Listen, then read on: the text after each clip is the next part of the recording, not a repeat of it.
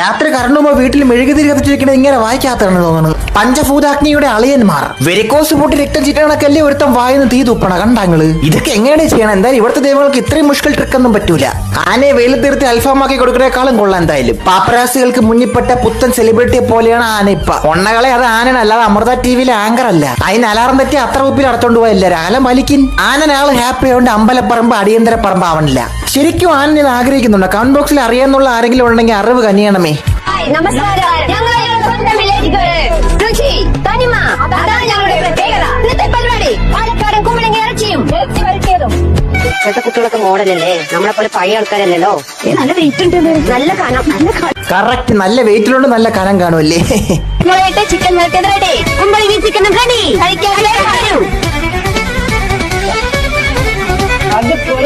അടിപൊളി, വായിൽ വെക്കാൻ കൊള്ളൂല.